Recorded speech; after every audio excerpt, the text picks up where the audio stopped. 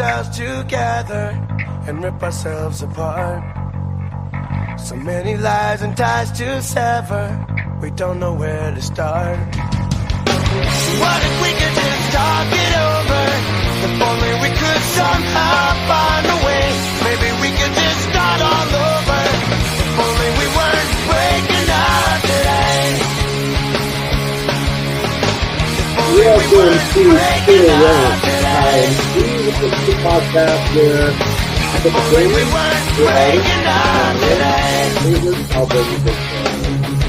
on this episode, however, I am joined by Dave of One Band, Five Songs. So he is going to discuss his favorite albums from the band All. How's it going, Dave? Good. Thanks for having me on the show. I appreciate it. Hey, thanks for joining. So, as I said, we are going to be talking about the band All.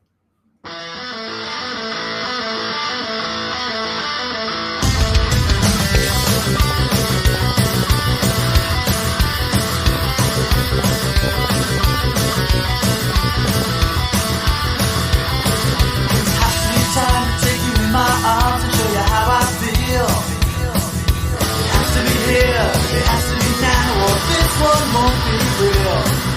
It has to be time to leave it all behind. What a perfect time for me to make you mine. I know I can make everything just perfect. 'Cause I'm the only boy who can make you see that you're the only girl in the world for me. All right. That was Just Perfect by All. That is a damn near perfect song too. It is. It is a really good one. I had a hard time clipping that one because I was like, man, what parts of that song do I want in here? But so I went with that. Anyway, let's get into just a little bit of history about the band first. The band was formed in 1987 by the members of Descendants, who we just did an episode on. This band was formed when Milo Ackerman chose to leave the music business to pursue a PhD in biochemistry. And they chose the name of the band from the title of the last Descendants album, which was released in 1987.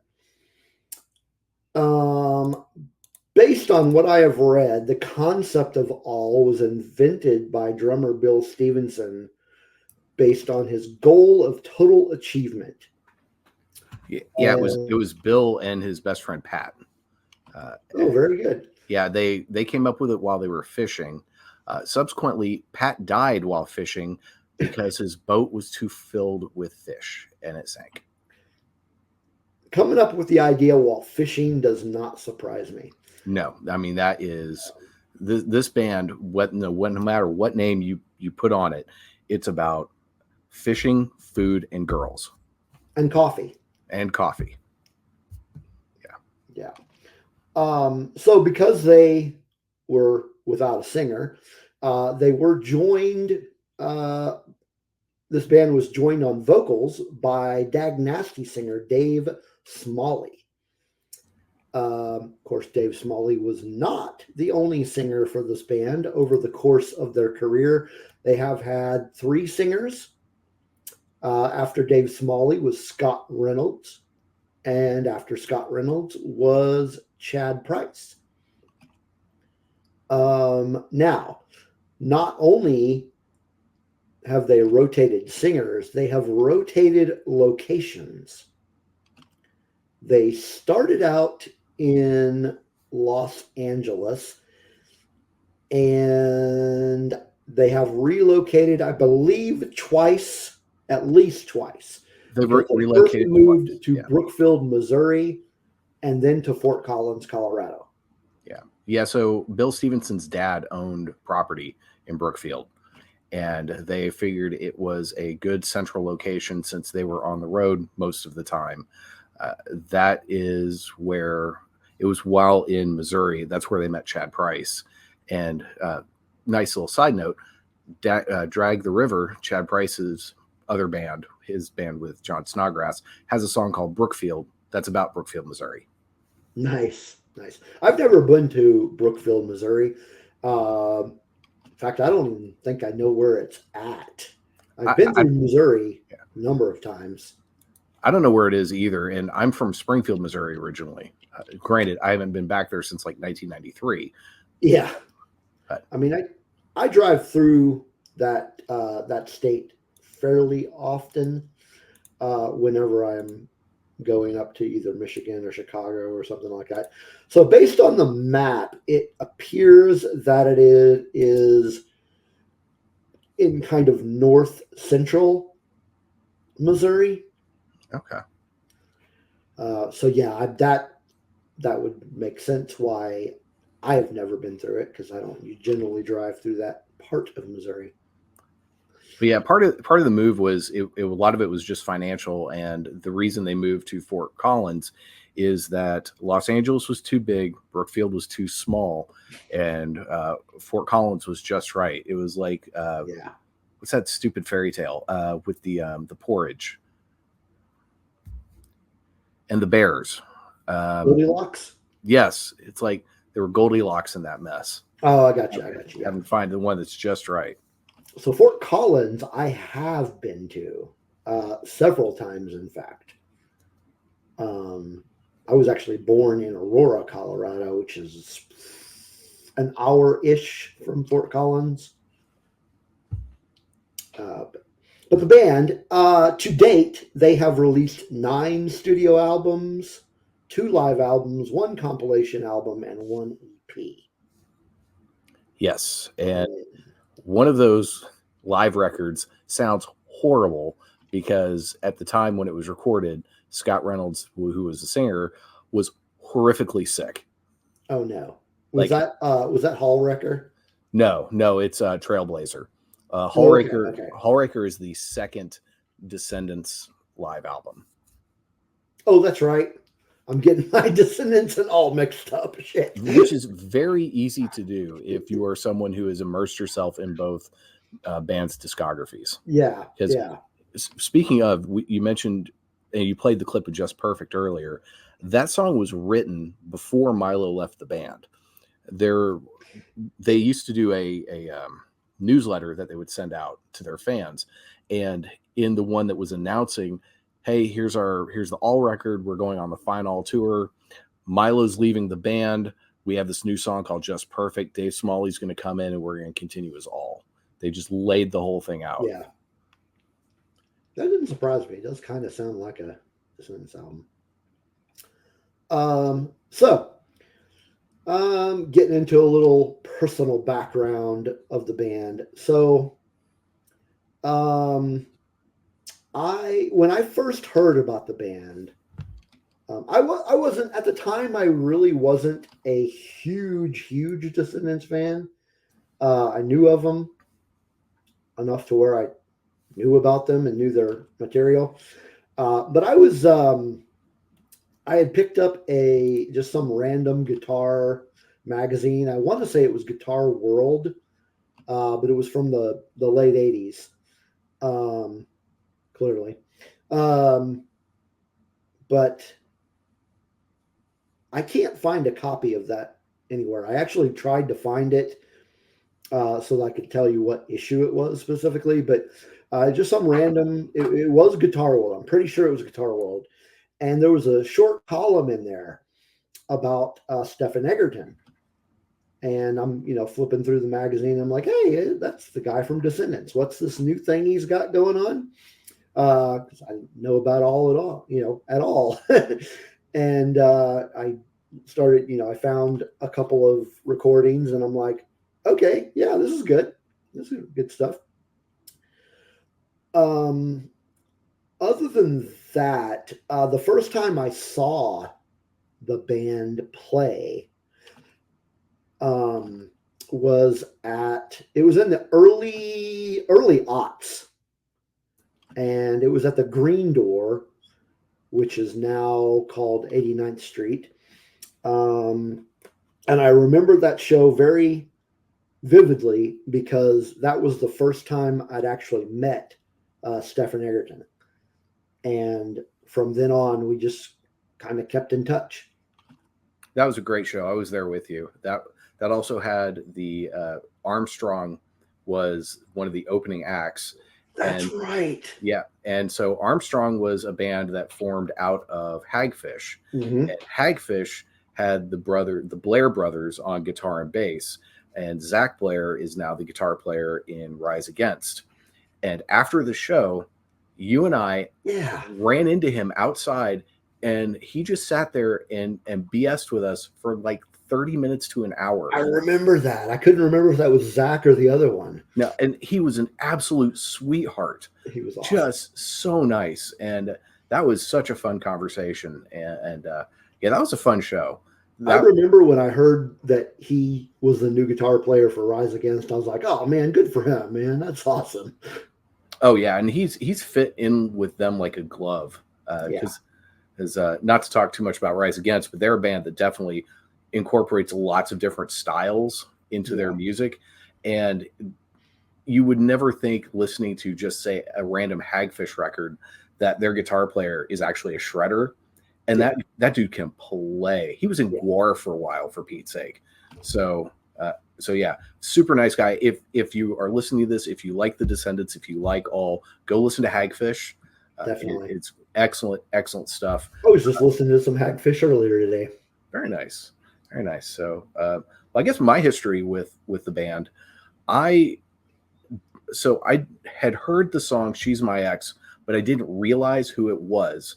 There was a radio show when I lived in Florida out of one of the what are they called? Public radio stations in Tampa that had an alternative show on the weeknights called the Underground Circus. Great fucking name, by the way. Excellent name. And one of their shows, the Wednesday show, was called Chuck Wagon, and it focused on quote unquote heavier or more underground artists than the other shows would. And I had a cassette of one of the episodes, and there was a 3-song bit where it was No Control from Bad Religion, I Don't Want to Grow Up from the Descendants, and then She's My Ex. So it didn't click until later on that I'd known She's My Ex from that. But when I was a freshman in college at the University of Oklahoma in 1993, I kept seeing flyers around campus when you used to put flyers up on campus and stuff. That's a lost art form. But for this band, and for this band All, and they were going to be playing at this place called Rome, which sadly I never got to go to. Oh, I love that venue. I've heard nothing but great things. But the first time I went to Rome 90, I saw a flock of seagulls. Nice. But I kept seeing this flyer. I'm like, who the hell is this? And then there was a guy in a class that who was into punk rock that I was in. And we were talking one day, and he asked if I was going to the All show. And I was like, I'm not sure who that is. He was like, oh, it's the Descendants. I was like, really? I was going to ask you whatever happened to them. As I found the Descendants through Pump Up the Volume, the movie, and then got the Liveage, their live album, which, if I'm being completely honest, I think overall is my favorite record from their entire discography. But that's a whole other story. So I then, as soon as I found that out, I went to the store and I picked up their current album that was out, which was Breaking Things. Immediately fell in love and have been a gigantic fan ever since. So 30 plus years at this point, I've been a fan of this band, and I would, pick up their albums over time as money would allow. And, kids don't know how easy they have it these days. You just throw on the Spotify or the YouTubes or whatever, and boom, it's all right there. Now we had to go spend our hard-earned money, and sometimes we'd get a piece of plastic and there was one great song in there and everything else sucked, and you're like, no, I'm going to suffer. I'm going to make myself love this because I spent $17 on it, by God. I don't miss that. But so the first time I ever saw them I want to say it was in 1995, and it was on the Pummel Tour, and they were playing in Oklahoma City in a place called Bricktown Live, which was in a part of downtown Oklahoma City called Bricktown. That actual building doesn't exist anymore. A couple years later, there was It's a canal now. Yeah, exactly. So it was the whole section of downtown was completely just redone very well. It's much nicer. The opening bands were the Lemons, and I can't remember the other one. I do remember Carl Alvarez got up and sang a song with the Lemons, and going into the show, I didn't know what to expect. I was not expecting them to play anything from the Descendants catalog. And the third song they played was I Don't Want to Grow Up. And I lost my mind because at that point, the Descendants weren't getting back together. We were never going to see these songs. So, and I think even at that point, the band didn't think they would ever be the Descendants again. So that was the first time.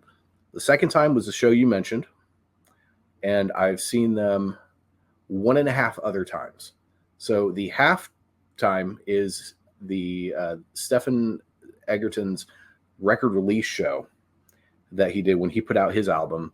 And basically it was 3/4 of the band was there. Okay, well, more like 2 of the singers and everyone except Carl Alvarez, the bass player, was there. So I kind of consider that the half show. And then we went to see them a weekend in Tulsa. I remember that show very well. Yes, yeah. A big event happened there. He got married on stage. I got married on stage at that show. It was very cool. Very, very cool. So that's my ridiculously long story. Well, no, tell us about the show in Tulsa. So that was great. So it was the last show on a Descendants tour, and Stefan lives in Tulsa. So on Saturday night, the Descendants play Kane's Ballroom, and it was Hagfish reunited for that show, a band called Radkey, which they were very tight, and then this band Ultimate Fake. I just saw them again a couple of weeks ago at Norman Music Festival. Yeah, that seems awful random that they were in Norman Music Festival. I know. So weird. Ultimate Fate Book is a band that Stefan really, really loves, so they reunited. They were fine. Hagfish was great, I thought. Okay, actually, the singer, bless his heart, he was trying really hard, but you could tell he was out of practice. The rest of the band was smoking, and the Descendants were really good. This would have been the second time I saw the Descendants. The first time was also with you, Steve, and that was at Riot Fest in Dallas. But then the next night, oh, and by the way, there were about 2,000 people at this show. The next night, there was a show in a much smaller venue, and I actually have the name of it. It is IDL Ballroom, and it was all Drag the River, The Last, Scott Reynolds doing a solo set, and Slaughter. And Slaughter is Stefan's instrumental band. There were about 250 people at that show. But I will say, and this is something that Steve and I have discussed ad nauseum over the years. I'm a much bigger All fan, the Descendants fan. And I thought the show in the smaller venue was just leaps and bounds better than the one at Kane's Ballroom. There was nothing wrong with the Kane's Ballroom show. It was great. Even Milo jumped up on stage, they did a really quick Descendants set of a bunch of really more obscure songs. I even thought that performance was better than the night before. But then Chad Price gets on stage and he's like, it's almost like he went, hold my beer. And I was like, okay, I'm going to make every last one of you MFers out here look bad. Watch this. And he just was on fire that whole show. I loved that show so much. That was one of those concerts. It's like a religious experience. That was a good show. The more intimate, like getting to see the Descendants twice in one weekend was pretty freaking amazing. That was, especially because I don't think anyone knew that was going to happen. I mean, obviously Milo was still in town because when The Last was playing, he was like right up in front.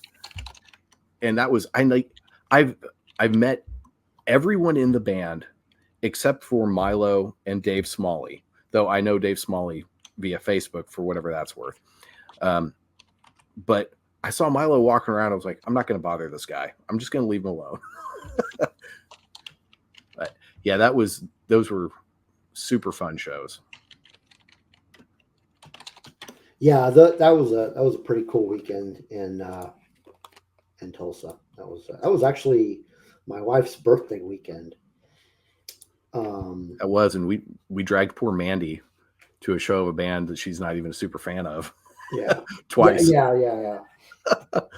She was great, but y'all were so awesome to me that whole weekend. I like couldn't afford to go, and it was a lot of fun having you with us.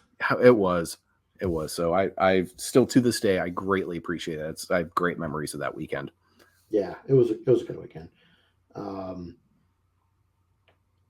Yeah, really good memories of that Stephen Egerton show that you brought up, of course. But that was like we're recording this on May 16th. That show was on May 15th.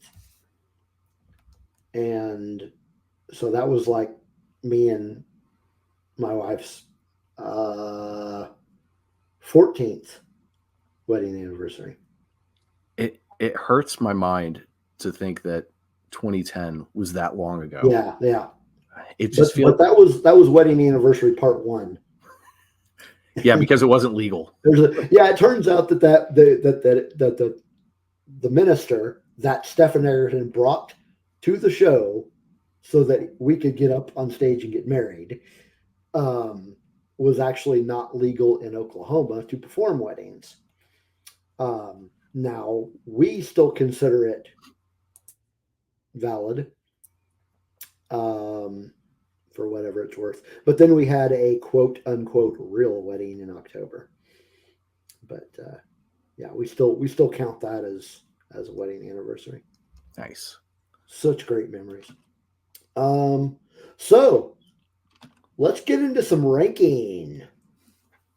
So we're going to start, if you've never listened to the show before, we start with, we do 5 albums, starting with number 5 and working our way down to the number 1 album.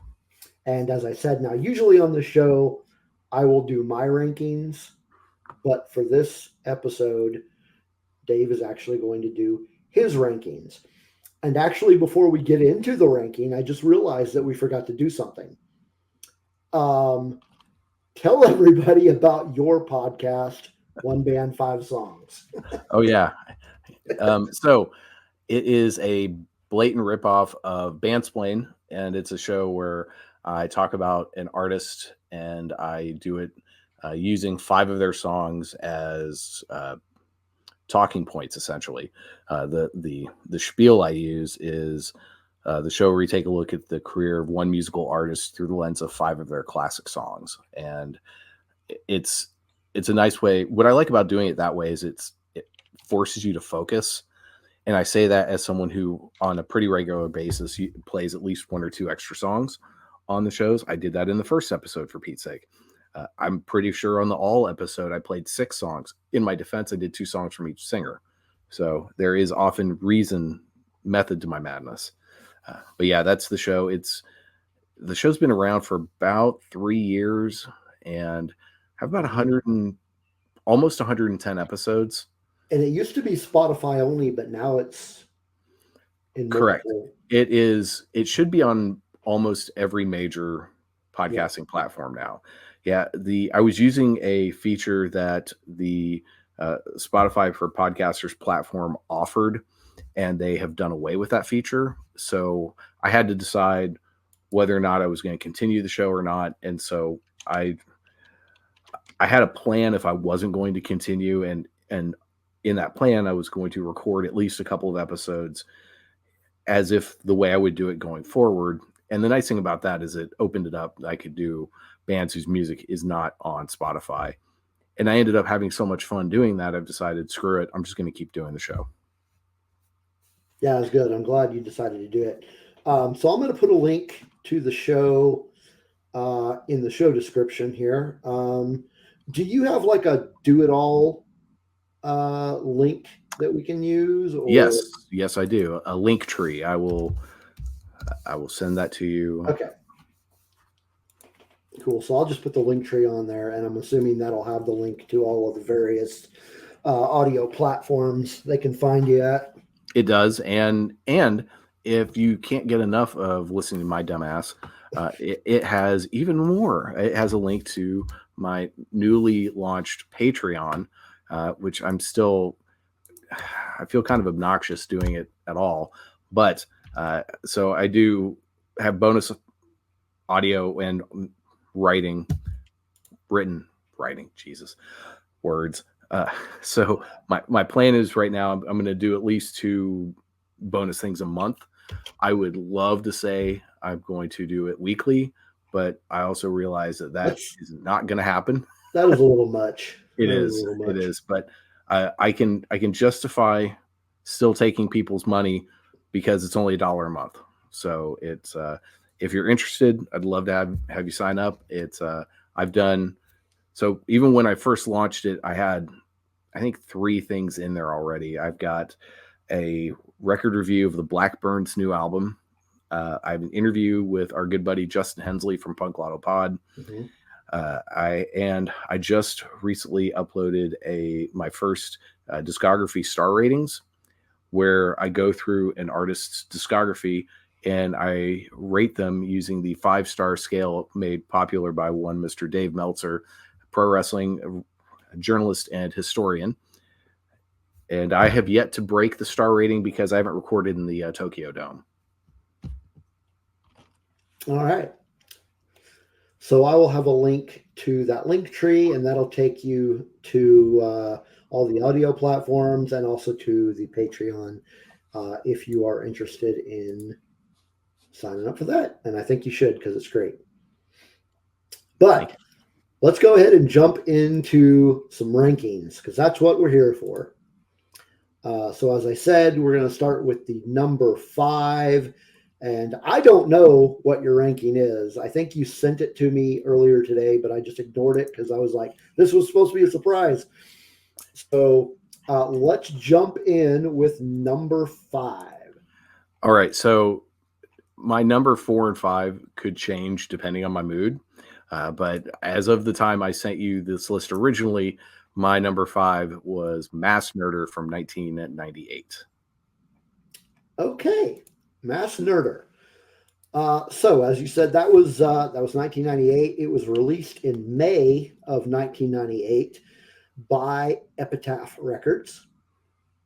It was recorded in December 1997 and January 1998 at the Blasting Room in Fort Collins, Colorado. And it was produced by Bill Stevenson, Stephen Egerton, and Jason Livermore there at the Blasting Room. Interestingly, this song, or rather this album, I can't remember if it was 1 or 2, had some backing vocals on it by Milo. Yes, well, Breaking Things had backing vocals from Milo. It did. And Allroy Says has Milo backing vocals. So he's shown up a few times over the years to throw in backing vocals. But so this album is very much tied with the Descendants comeback album, Everything Sucks. Yeah. Because originally when they were putting this together, it was going to be Everything Sucks and Mass Nerder. If you take out the Milo songs and you put the 2 records together, is basically what Everything Sucks would have been had Milo not come back. And there's actually demo recordings out there of that. There's a really good version of the song Silence from Mass Nerder that Milo and Chad do as a duet. And it's fantastic. And their voices go so perfectly together. Like Everything Sucks is not one of my favorite Descendants records, but one of the absolute best things on it are Chad's backing vocals and the way that whenever Chad and Milo get together, they really up each other's game. And it just, they work so perfectly together. It's not even funny. Yeah. So this was their 7th studio album. And the clip we're going to play from that song is the 10th song on the album. There were 16 songs, and the 10th one was this song called Refrain. laid out the story, but I should have known the story would go all wrong if the world would sing along.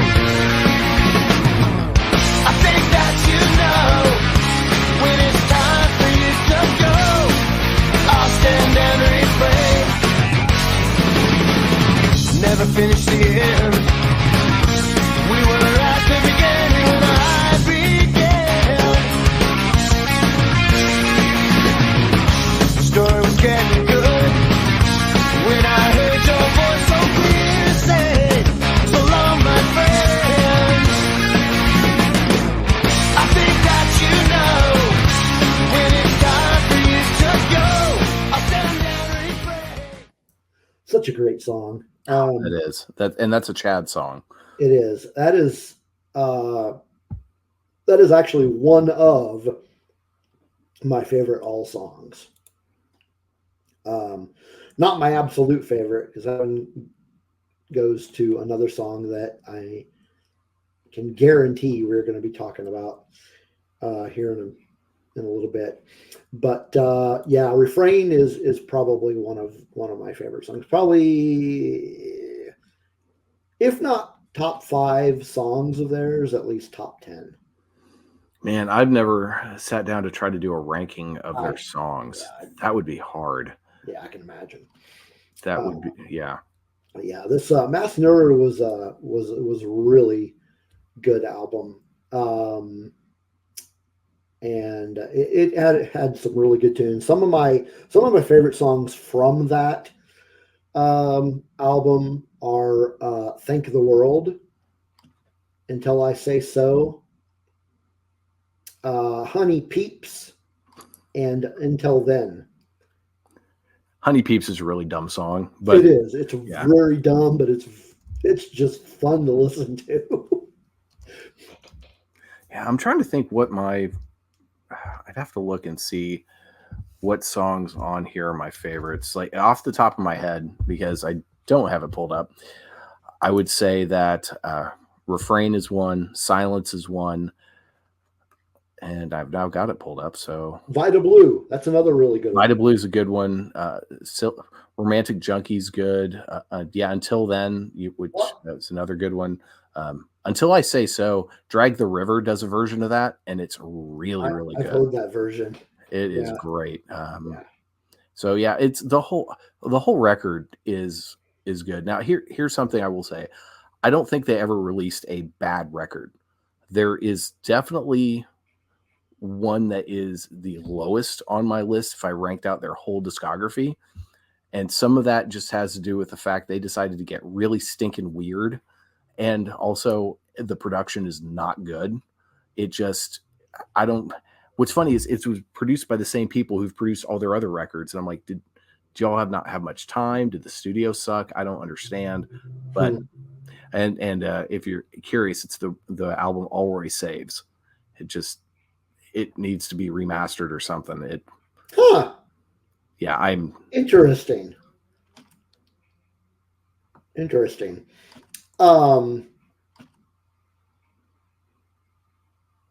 Okay. Well then, so Mass Murder, number 5. That brings us to your number 4. Number 4, as of right now, is the 1989 album Allroy's Revenge. And this is the first with Scott Reynolds on vocals. That's right. So, Allroy's Revenge, released in September of 1989. That was released on Cruise Records. And I did talk about Cruise Records a little bit on our Descendants episode. But this was recorded between December 1988 and January 1989 at Third Wave Recording in Torrance, California. And this was produced by Bill Stevenson. As you said, this was the first one with Scott Reynolds on vocals. So he was replacing Dave Smalley. And based on what I understand, Dave left the band because they were touring too much. And Bill wanted to tour more. Yes. So Dave comes in, and basically, as the story goes, he gets off the plane. They go to Alfredo's to eat, which is a Mexican restaurant they loved, and they have a song about, and then immediately go to practice. And they practice non-stop. And at one point, like during recording of, I want to say it was Just Perfect, Dave had a hard time hitting a note, and he's like, I'm really hungry. Can I just get something to eat? And Bill took a Snickers and taped it on the window in the studio and said, you can eat this when you hit these notes right. Damn. So yeah, after all this touring, and Bill was like, okay, we're gonna start working on the next record. And Dave was like, bro, I need a break. I can't do this.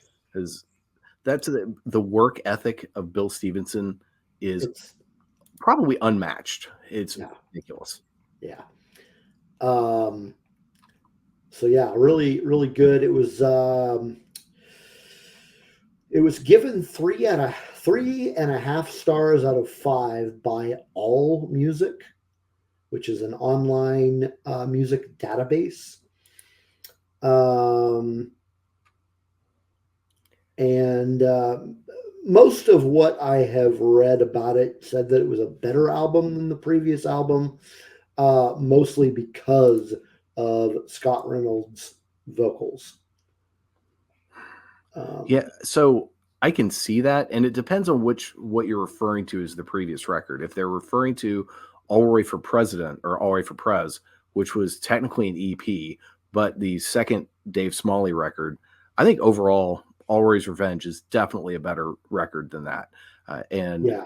Scott is, so of these three guys, 4 if you want to consider Milo, are definitely very different singers. Mm-hmm. And so Scott brings something very different and unique to the table when he's singing. Over the years, I've always gotten the impression that a lot of All fans consider Allroy's Revenge one of their best albums. Okay. Interesting.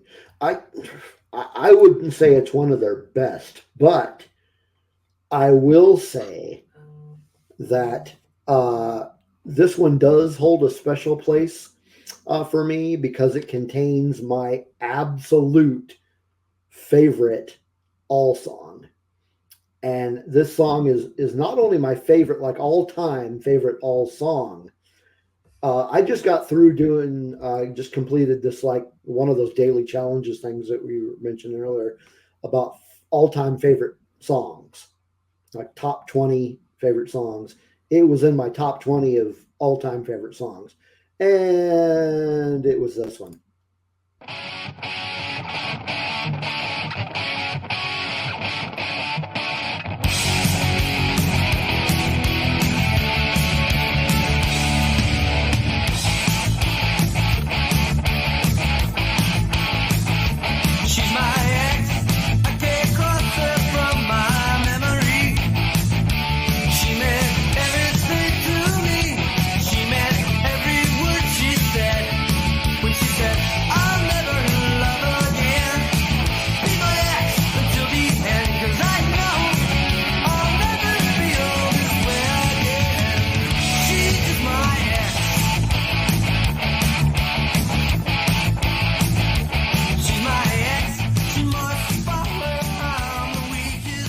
So that was She's My Ex.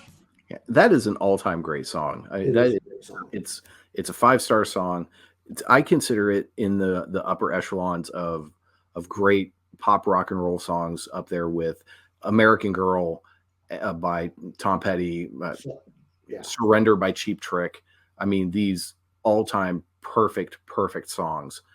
And it's one of those that you listen to it and you're like, yeah, had they been on a bigger label and had some money, that could have been a huge hit.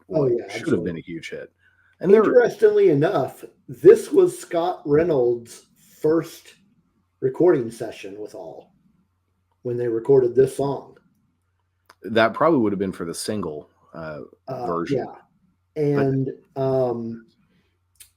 there was something I was reading. I did grab a quote from Scott Reynolds, but this was basically quote about how meticulous Bill Stevenson was. And the quote is, "I've never been in a band where phrasing was so fucking important as this band. Carl would do some of that too, but not as bad as Bill. Bill, he'd just stop the tape and it's terrible because you're going, she'll always be, and then all of a sudden this tape stops and you're like, what?" It's like you're flat, and he goes back. So we got all done with this thing after days on one song, and he goes, "That's awesome, we're done."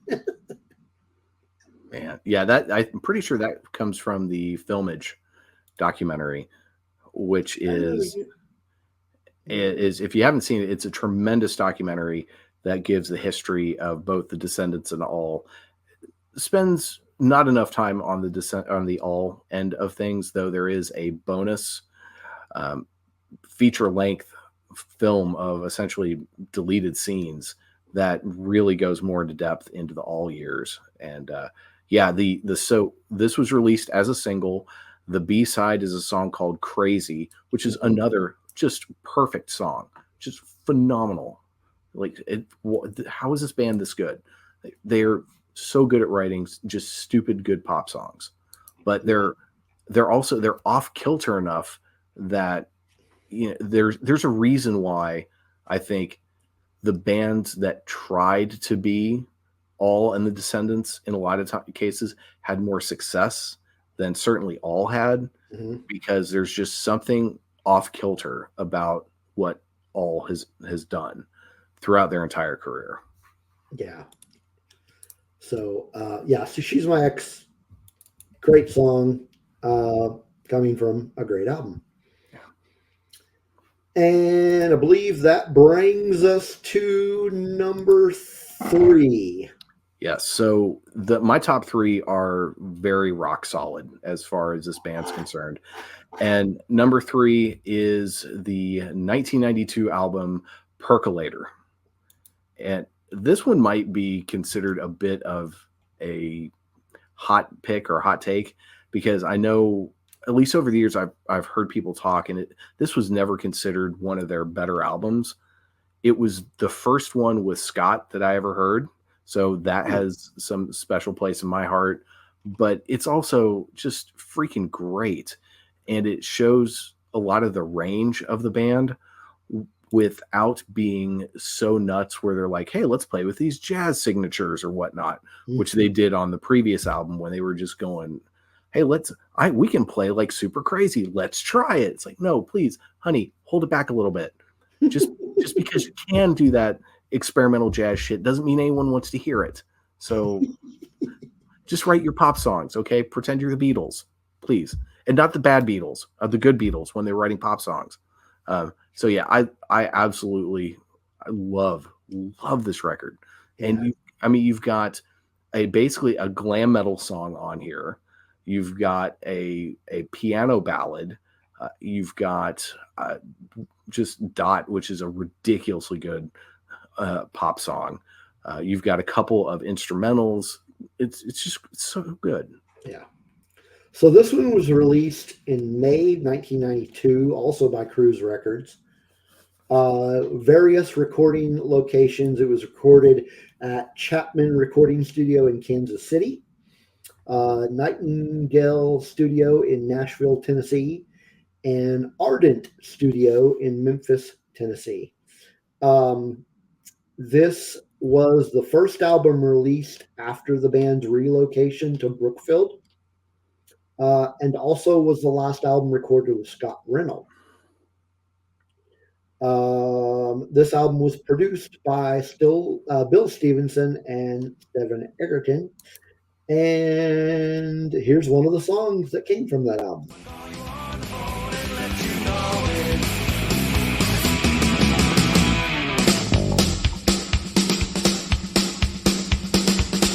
Back in my house, there's nothing on TV.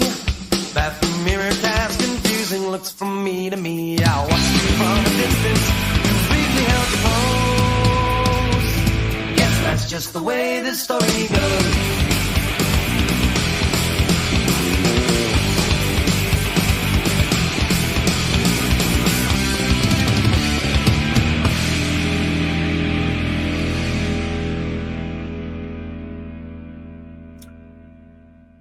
So that was Dot, which was the only song off the album to be released from this album as a single. And it actually had a music video as well. Yeah, they did a number of music videos over the years, and more than you would think a band on Cruise Records, which was, an imprint of SST Records, which even at that point, how they were open, because Greg Ginn mismanages money like no one's business. He makes me look like, a business a genius. But it's the funny thing about this song and this album is, to borrow a phrase from Yossi Solek on Bandsplain, the vibes were bad. The band was starting to really not get along. Specifically, Scott and Carl were having problems. Bill didn't think there was any great song to use as a single, so he begrudgingly said, okay, let's do Dot. And as mentioned by that quote that you read, Bill is very particular. And the thing with Bill, though, is he is not a consistent songwriter. He's not someone who sits down and just works on songs and crafts them. They just kind of come to him. And at this point, nothing came to him. And so when he was complaining about that, Scott threw it back in his face, essentially, and said, okay, where's your song? And so they went with Dot. Now, personally, I think Dot is a phenomenal song. And it's to sit back and go, well, I don't think there are any, great singles on here. It's like, you'll want to know, however, it is a great song, but I'm not sure why I chose that for the clip, because it's not even actually my favorite song from the album. Ooh, what is? My favorite song off this album is Minute. Oh, that's a great one. That is a great one. I completely spaced to that song when I was putting clips together. But that is a great song. And it's written by Bill Stevenson. So yeah, Bill, when you look at the his writing, he does not bring much. I mean, he wrote Hot Plate, which is a great song, but that's basically the glam metal song, and that's not going to be a single. I love it. I think it's a ton of fun. Yeah. And it shows the versatility of this band. He wrote the lyrics on Egg Timer, which is a dark, dark song. But yeah, that's not your single. I bet they've never even played that live. Yeah. And otherwise, he wrote Minute, and Minute is a great song. Minute's great, yeah. But he writes, from what you described, he writes kind of the same way I do. Shit just comes to me. Yeah, that is what I've heard. And that at this point, apparently there's material laying around for a new Descendants record that Milo and Stefan have both done a whole bunch of songs and have ready to go. And they're like, okay, Bill, Carl, can you put out some songs? Of course, I personally can you not do that and do an all record, please? Or at the very least, you are sitting on so many either A, unreleased songs, or B, songs from compilations and B-sides. Can we not get a box set of B-sides and comp tracks and something? Yeah, do it. And honestly, if you want it to sell, do it as a joint Descendants all release. Yeah. And then that way it would do better. Yeah. All righty. That puts us at, where are we at now? We need number two. Number two. So number two is the band's debut album, Allroy Says, from 1988. It is the first thing they do with Dave Smalley on vocals. And it is, in a lot of ways, this would have been the next Descendants record. And for years, I have thought in my head that I kind of consider the Descendants an all one band. And there have been arguments about whether or not they are one band or they're two bands, or which one do you like better, yada, yada, yada. Mm-hmm.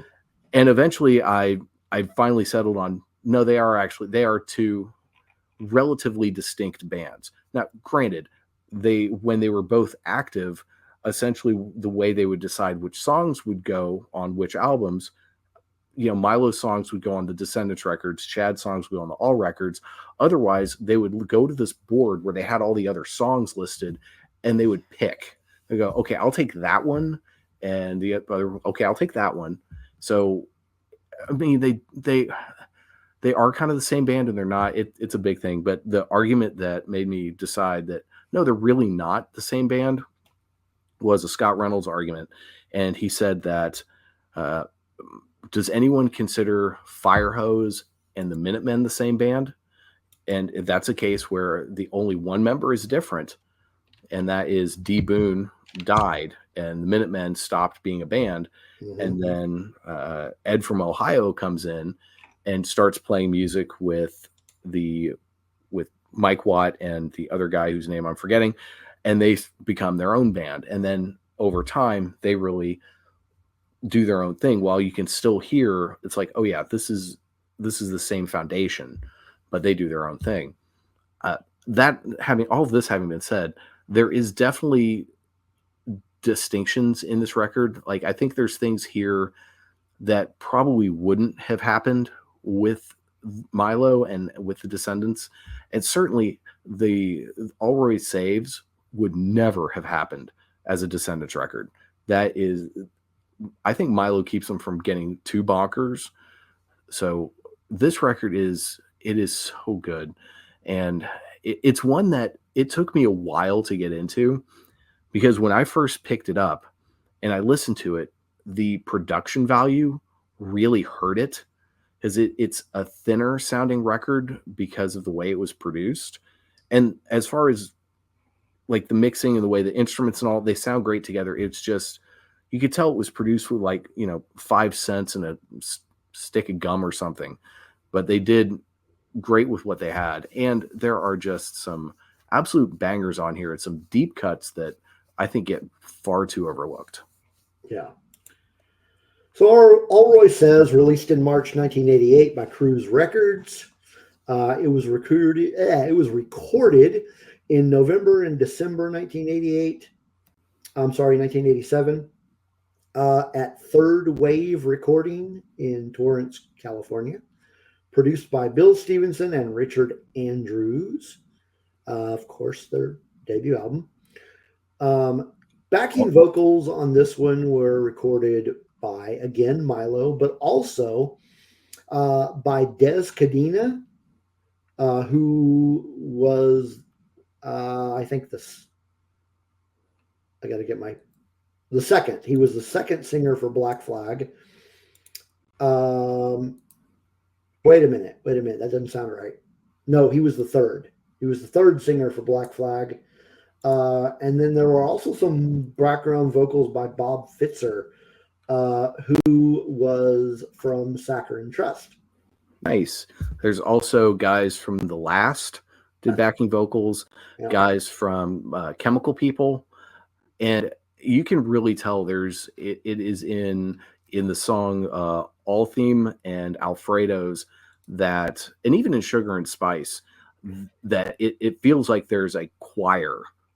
Almost. It's like this punk rock choir singing, and it's huge.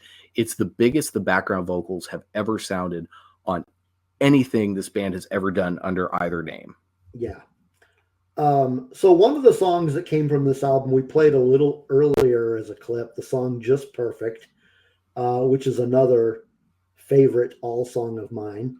But another song that came from this album is called Hooage.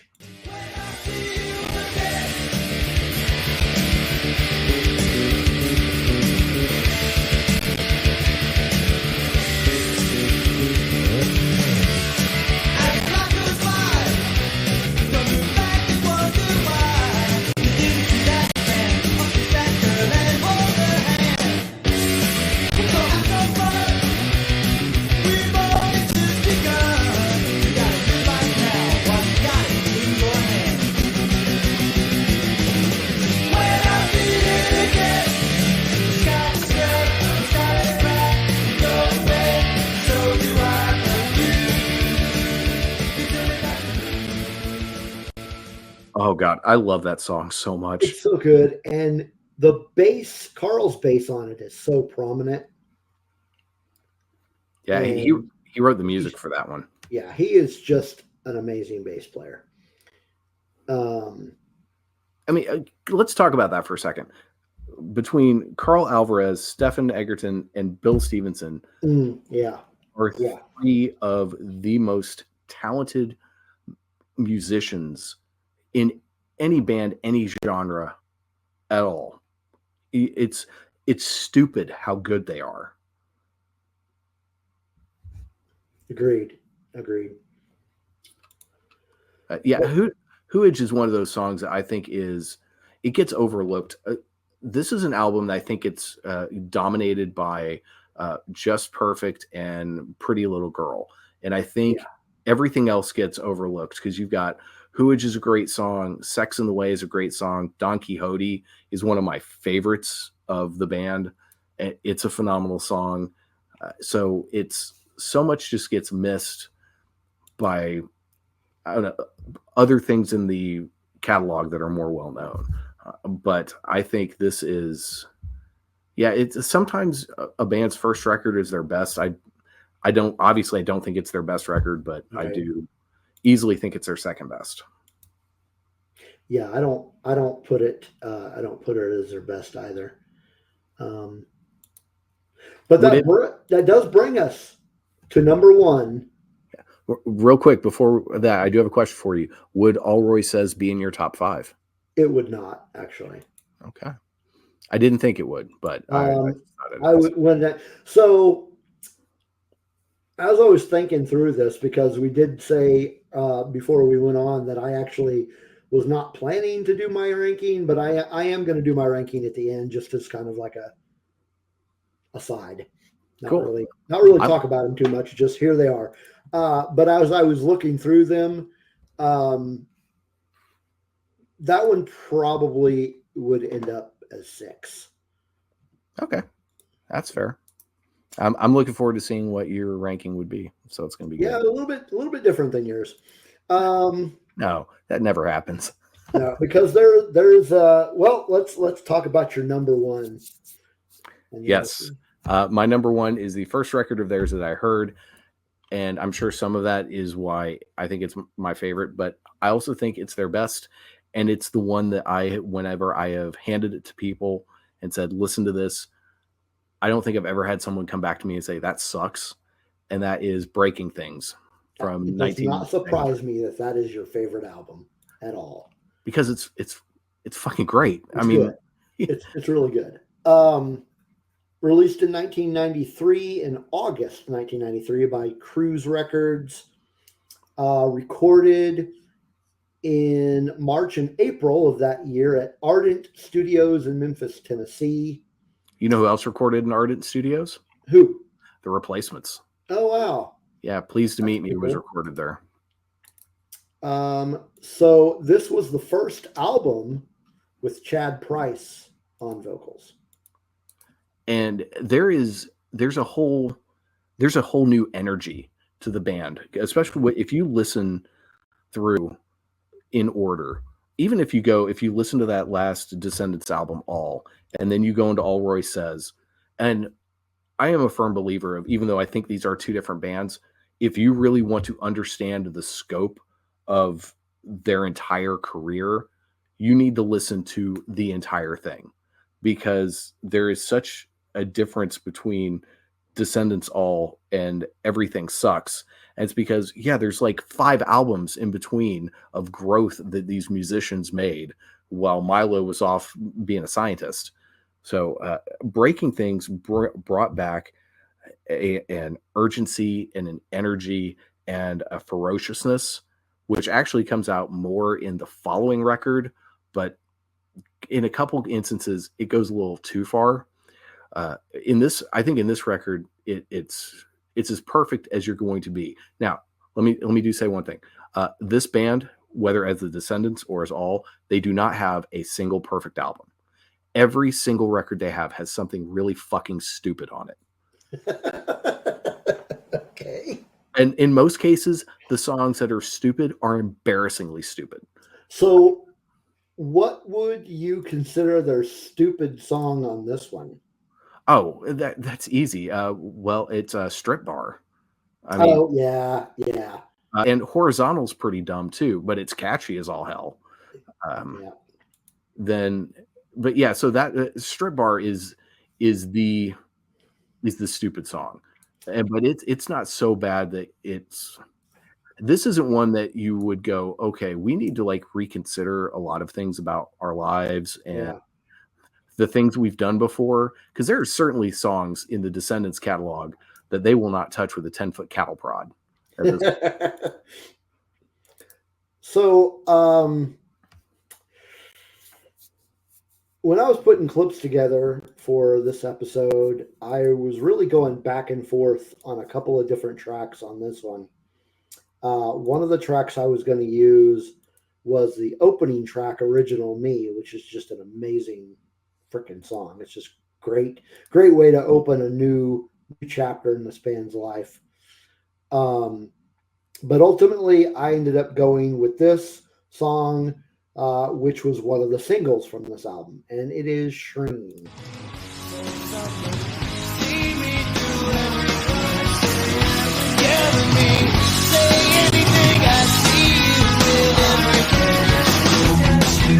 No, we can't say goodnight until we know what's right, and we can't face the day unless we find a way, and we can't solve it all. Never see the fun. Today I heard the song that was playing when I first kissed you. I woke up next to someone who wasn't you. What do we do? What do you think we should do? Shreen? What do you think about me and you? Shreen? What do you think we should do? Shreen? Yeah. God, I love that song. It is a great song. So I really like Original Me too. It's just okay. So put a pin on Original Me for a second. So I think that had Breaking Things been their major label debut, because this was their last album with Cruise Records. Their next album comes out on Interscope Records. But had this been the major label debut, I think this would have been far more commercially successful. Oh yeah, absolutely. And, I mean, because as great as $1 Million is for a song, it's no Shreen. Had Shreen gotten the push, had they been performing that on the late night talk shows, it would have done so much better. Original Me, it's a Chad Price song. It was one he had actually around for a long time, and he brought it to the band, and they loved it. And obviously so much that it's the first song on the record. So it's you talk about a thesis statement, just opening arguments kind of thing. Interestingly, at one point a number of years ago, I did an email interview with Scott Reynolds, and I asked him if there were any songs that All had done or any of their albums that he after he heard it, he thought to himself, man, I really wish I'd been part of that. And he said no, but he did wish he'd sung Original Me. Yeah, I can't imagine him singing that song. I can't either. It's he and Chad Price have such different vocal styles. And I mean, I think he could do it, and I think he could do it really well. But I don't know, it's so weird. Like, I've heard Chad sing Scott songs, and he's a dynamic enough vocalist that he pulls them off. He does make them his own, but it's not such a drastic change that you're like, oh, what's going on? So I would love to hear Scott sing Original Me. In fact, I think it would be super fun if they got all of the singers, including Milo, together, and they did a record where they recorded a song that someone else originally sang and recorded from the catalog. I think that would be just really fun. Uh, So did you say that Breaking Things was the first album you heard from them? it is. Okay. Yes. So, Yeah, it wasn't the first all record I heard, but it was the first one that I bought. Yeah, it was the first one I bought, first one I heard. I bought it without, all I knew was it was the guys from the Descendants' new project. Or even at that point, it wasn't new.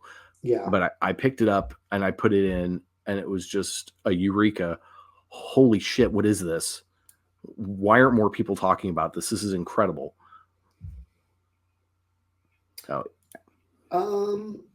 So there you have it. There are the 5 favorite albums of all, as ranked by my friend Dave Brown, of 1 and 5 songs. And I'm going to go ahead and just real quick tell you about how I rank my top 5. So a couple of different, some of them are the same. Some of my top 5 were in your top 5, just in different spots. But also there are some that were not in your top 5. My number 5 is Allroy Saves from 1990. fascinating. And there were just a lot of good songs on this album that I really that really resonated, and they really kind of just stuck with me. Songs like Educated Idiot, Just Like Them, Simple Things, just love those songs. Those are great songs, no denying. Yeah. Number 4 is one of them that was in your and actually was your number 4, and that was Allroy's Revenge. So that was same rank as on yours. My number 3 is in your top 5, and it is Breaking Things. Great album. So 3 and 2 could be interchangeable, but at this specific moment in the universe, they just has a slight edge. And this one was not at all on your ranking, and probably wouldn't even be 6 or 7 if I had to take a guess. But just something about the album I really love, and that's Pummel. See, I would have thought that was your number 1. It came close. It came close. But no, Pummel, I just, for some reason, I just really love that album. Now, you were mentioning some crappy songs on each album. There are a couple of crappy songs on here. I am not a huge fan of the song Uncle Critic. Yeah, no, that, and also that's one that aged very poorly. Yeah, I do not like that song at all. Aside from that, I just love I love almost every song on this album. Love this album. So I also love most of the songs on this record. Uncle Critic, I could do without. Stalker, I really am not a fan of. Yeah. That one's kind of Yeah. Hetero is, even though I know it was, they were doing like a guilty of being white type of thing. Yeah. It just, this is a case where Chad's vocals are too gruff and too, he sounds too angry for you to go realize it. Oh, this is kind of a joke. Okay. You hear it and you're like, oh shit. Yeah. And I mean, even when I heard it in like 95, I was like, oh damn. Now what I didn't realize is that Away She Went was a bonus track on the Japanese release. That is a fucking great song. Yeah, it is. Oh my God. Yeah. So you replace Hetero with Away She Went, Stalker, Uncle Critic, just take those off, throw Away She Went in there. And yeah, I'm definitely, this record changes completely in my eyes. So this one is pretty close to being my favorite all record, but my favorite all record was on your list, just completely polar opposite of your ranking, and that's Mass Murder. I can see that. Just so many freaking good songs on that album. I'm looking through the song list now, and I'm not sure which one I would consider the stinker. Looking at the song list, nothing really this is me as this song sucks. Well, so there's a difference between saying a song sucks and saying a song is stupid. Honey Peeps is a stupid song. Okay, I'll give you that. Okay, it's a good song. It's catchy. It's one you probably don't play in 2024, but it's okay. It's real dumb. Okay, I'll give you that. I'll give you that one. Okay, Honey Peeps would be that one. I really love that song. Oh no, I mean, God, it's so catchy. Yeah.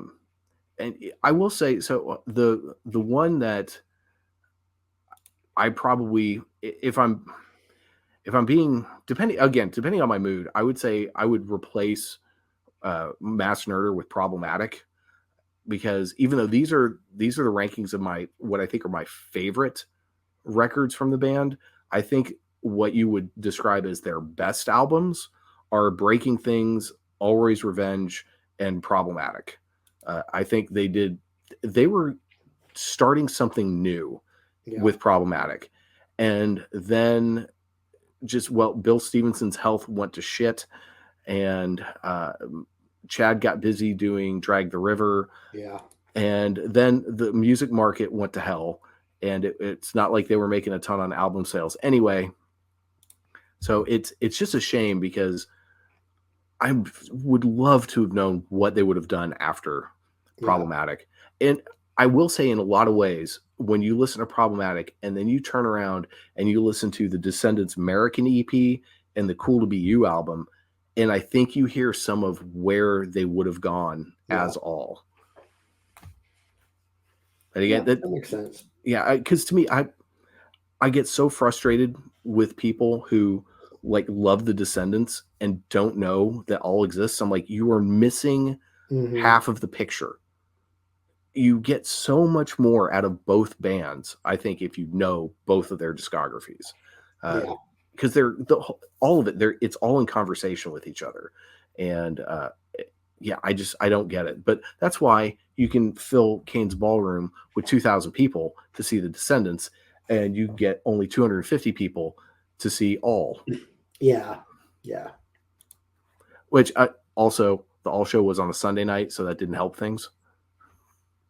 Sure.